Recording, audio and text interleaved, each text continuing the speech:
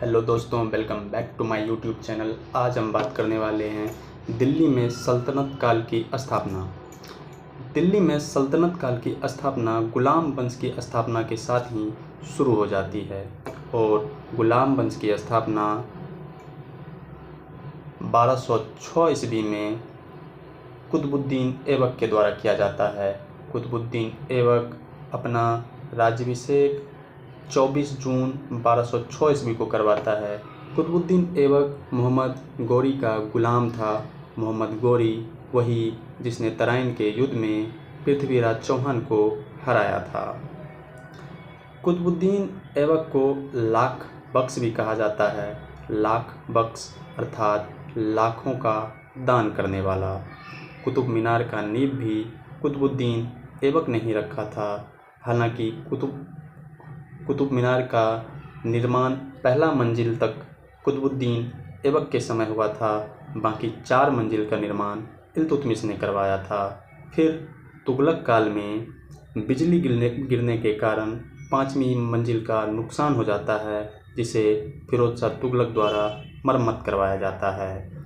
कुतुबुद्दीन ऐबक का सेनापति बख्तियार खिलजी, यह वही बख्तियार खिलजी है जिसने प्राचीन विश्वविद्यालय नालंदा विश्वविद्यालय को ध्वस्त किया था। कुतुबुद्दीन ऐबक की मृत्यु 1210 ईस्वी में चौगान खेलते समय घोड़े से गिरकर हो जाती है। कुतुबुद्दीन ऐबक का उत्तराधिकारी आराम शाह होता है, परंतु आराम शाह मात्र 8 महीने तक ही गद्दी पे बना रहता है। आराम शाह की हत्या करके 1211 ईस्वी में इल्तुतमिश दिल्ली की गद्दी पर बैठता है और इल्तुतमिश गद्दी पे बैठने के साथ ही अपनी राजधानी को लाहौर से स्थानांतरित करके दिल्ली ले आता है।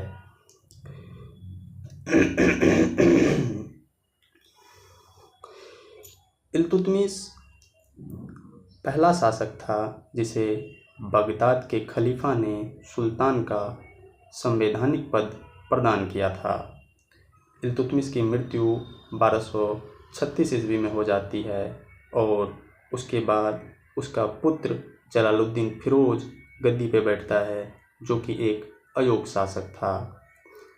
उसके शासनकाल में उसकी माँ शाह तुर्कान का प्रभाव बना रहता है, जिससे तुर्क अमीर नाराज़ हो जाते हैं और उसे गद्दी से हटा के बेगम रज़िया को गद्दी पे बैठाते हैं।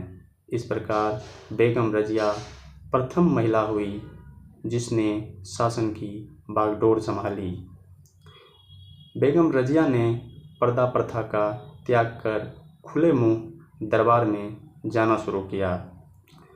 बेगम रज़िया के द्वारा गैर तुर्कों को सामंत बनाने के प्रयासों से तुर्क अमीर नाराज़ हो जाते हैं और उसे बंदी बना लेते हैं तथा उसके स्थान पे बहराम शाह को गद्दी पे बैठाते हैं। हालांकि बेगम रज़िया की शादी आगे चल के अल्तुनिया से होती है और शादी के बाद वह पुनः गद्दी प्राप्त करने का प्रयास करती है, परंतु वह असफल रहती है और अंततः 1240 ईस्वी में कैथल के पास डाकुओं के द्वारा रज़िया की हत्या कर दी जाती है।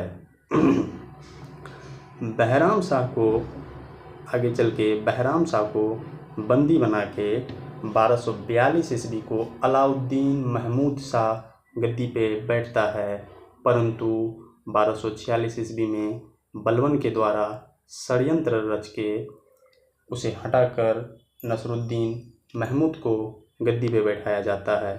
नसरुद्दीन महमूद एक ऐसा शासक था जो टोपी सीकर अपना जीवन यापन करता था। बलबन ने अपनी पुत्री का विवाह नसरुद्दीन महमूद से करवा दिया और नसरुद्दीन महमूद ने बलबन को उल्गू खां की उपाधि प्रदान की। बलबन का वास्तविक नाम बहाउद्दीन था और बलबन 1266 ईस्वी में गियासुद्दीन बलबन के नाम से दिल्ली की गद्दी पे बैठता है और बलबन मंगोल के आक्रमण से दिल्ली की रक्षा करने में सफल रहता है। बलबन के द्वारा ही सीरी नामक नया नगर बसाया गया और बलबन के द्वारा अपने विरोधियों के प्रति कठोर लौह एवं रक्त की नीति अपनाया गया। इसी तरह से गुलाम वंश का अंतिम शासक शमसुद्दीन कैमूर्स होता है। तो दोस्तों, हमारा यह वीडियो आपको कैसा लगा कमेंट करके ज़रूर बताइएगा। नेक्स्ट वीडियो में हम दिल्ली सल्तनत के अगले वंश खिलजी वंश के साथ मिलते हैं। धन्यवाद।